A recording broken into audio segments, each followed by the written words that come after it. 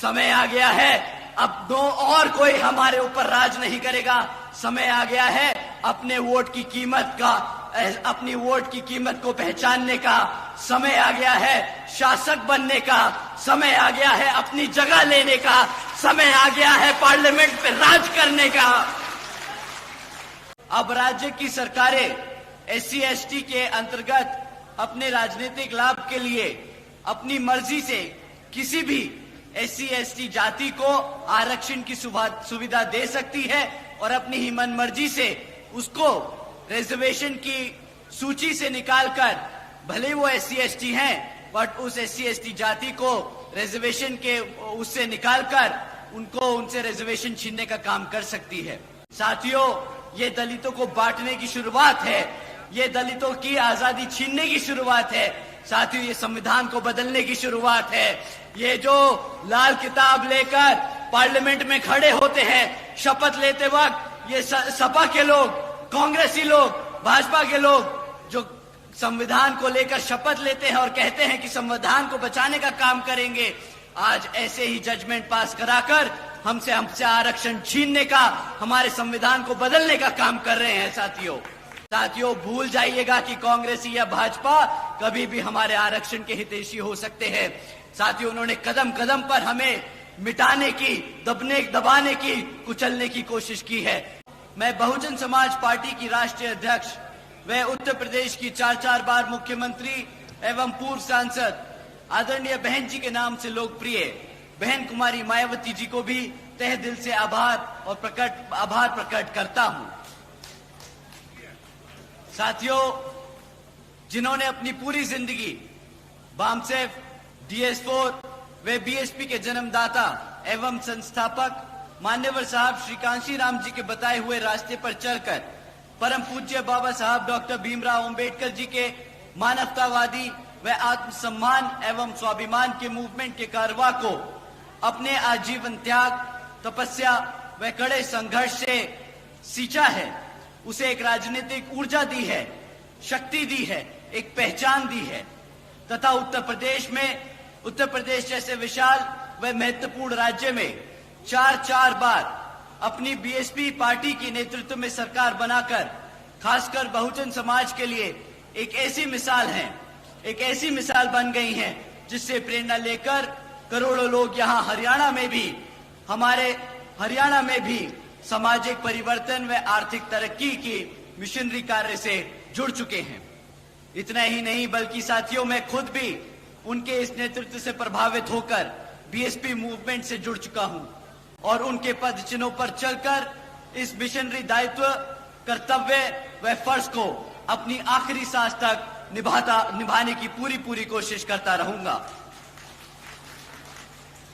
साथियों, हमारे alliance partner Indian National Lokdal के संस्थापक व पूर्व deputy prime minister Shri Chaudhary Devilal ji को भी तहे दिल से नमन करता हूं।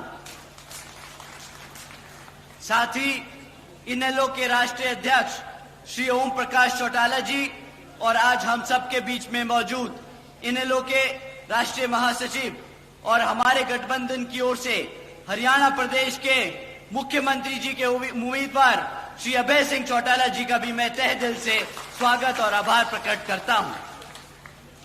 साथियों, आप लोगों के सामने विधानसभा आम चुनाव के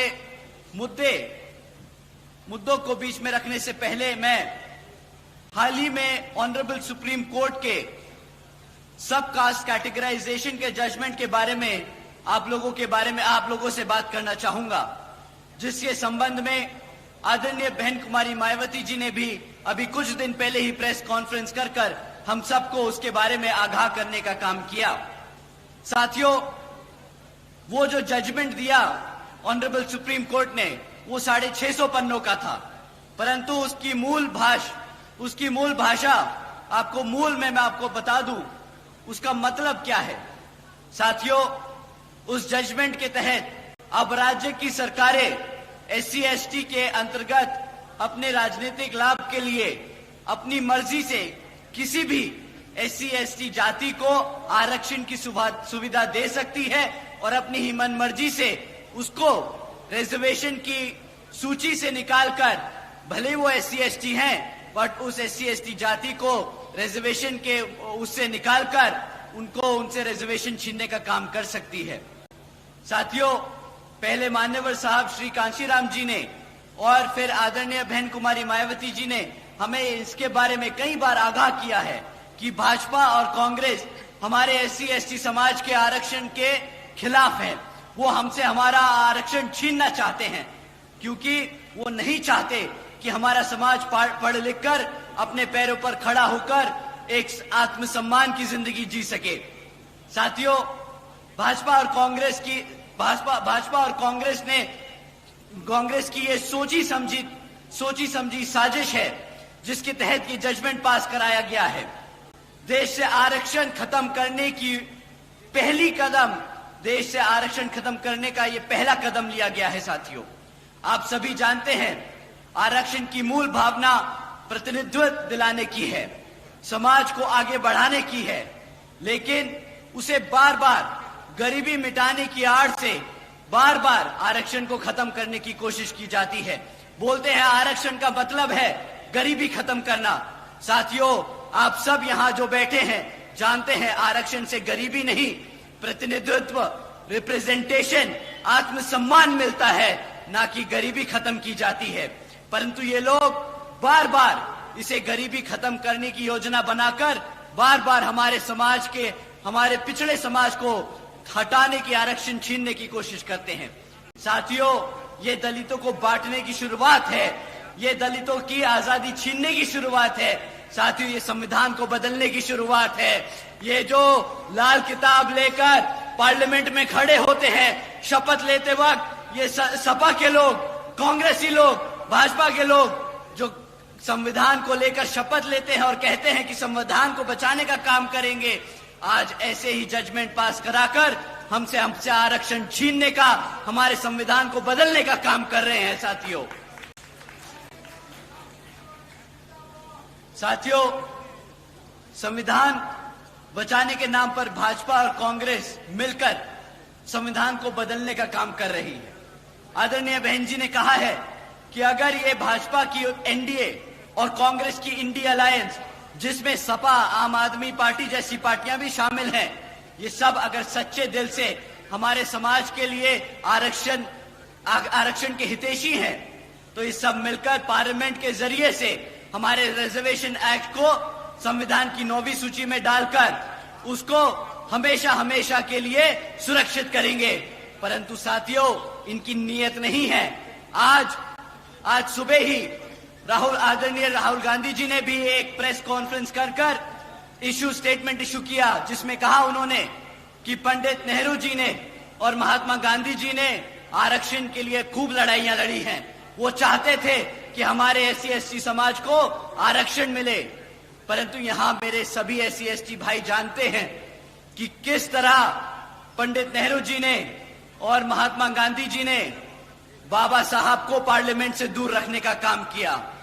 किस तरह वो जब बाबा साहब MP चुनकर पार्लियामेंट की कमेटी में पहुंचे, कॉन्स्टिट्यूशन कमेटी में पहुंचे, तो किस तरह उन्होंने बाबा साहब को इंडिया से हटाकर पाकिस्तान की कॉन्स्टिट्यूशन कमेटी में भेजने का काम किया। साथियों, उन्होंने कदम कदम पर हमारे बाबा साहब को नीचा दिखाने का काम किया, कदम कदम पर उन्होंने हमारे रिजर्वेशन को छीनने का काम किया। साथियों, वो तो इतने अड़ गए थे कि जब बाबा साहब ने अंग्रेजों की मदद से आरक्षण की व्यवस्था तय करी कॉन्स्टिट्यूशन में, तो महात्मा गांधी जी भूख हड़ताल पे बैठ गए और माने नहीं जब तक उन्होंने बाबा साहब की शर्तों को हटाने का काम न किया। साथियों, वो इस कदर इनके पीछे पड़ गए थे कि कह रहे थे कि मैं मर जाऊंगा परंतु आरक्षण नहीं लागू होने दूंगा। साथियों, ये थी कांग्रेसियों की नीति। साथियों, भूल जाइएगा कि कांग्रेसी या भाजपा कभी भी हमारे आरक्षण के हितैषी हो सकते हैं।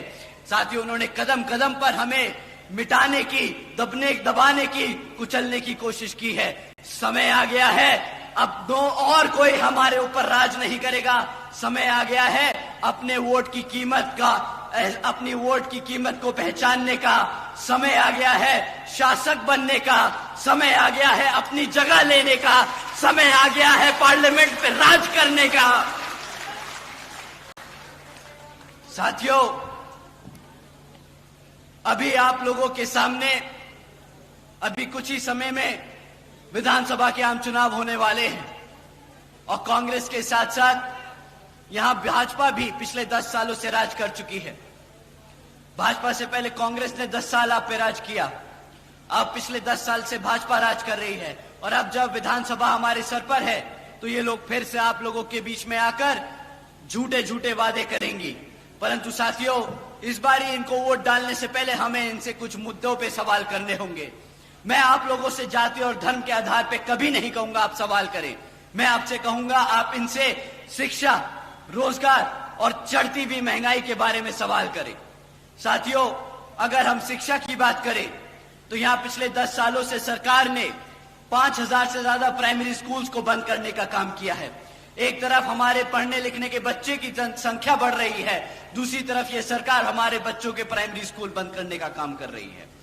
एक तरफ साथियों 2000 से ज्यादा सीनियर सेकेंडरी स्कूल है हरियाणा में, जिसमें से 1000 से ज्यादा स्कूलों में प्रिंसिपल तक की पोस्ट पे प्रिंसिपल्स नहीं है। अब साथियों, ये बताइए कि पिछले 2027 से हमारे SC, ST, OBC समाज के छात्रों को स्कॉलरशिप का पैसा मिला कि नहीं मिला? यहाँ पे जितने भी कॉलेज के बच्चे बैठे हैं, बताइए आपको स्कॉलरशिप का पैसा मिला कि नहीं मिला? भाई साहब, इतना कम मना करोगे ना तो सत्ता तो दूर की बात है, स्कॉलरशिप भी नहीं मिलेगी। तो अपनी जो दर्द और दुख है उसके लिए आवाज उठाइए और बताइए कि मिला कि नहीं मिला। साथियों, जिस तरह आपको स्कॉलरशिप का पैसा नहीं मिला, इसी तरह इस बारी कांग्रेस की और भाजपा को वोट नहीं मिलेगा। आप लोगों का वोट हाथी और चश्मे पे पड़ेगा। साथियों, एक तरफ हमारे बच्चे दिन रात मेहनत कर कर कॉलेज में दाखिला ले रहे हैं, दूसरी तरफ ये सरकार झूठा वादा कर कर कि स्कॉलरशिप का पैसा देगी, वो पैसा नहीं देती। हमारे बच्चे अनपढ़ रह जाते हैं।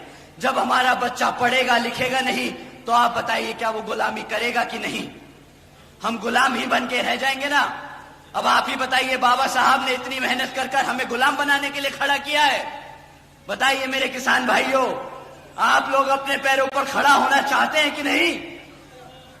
साथियों, अगर आप अपने पैरों पर खड़ा होना चाहते हैं तो मैं आप लोगों से दरखास्त करूंगा कि आने वाले विधानसभा आम चुनाव में यहां बसपा और NLA के प्रत्याशियों को भारी बहुमत मतों से जिताकर श्री आदरणीय अभय सिंह चौटाला जी को मुख्यमंत्री बनाकर अपने यहां पर अपने लिए, अपने हितों के लिए काम कराने का काम करें आप सब।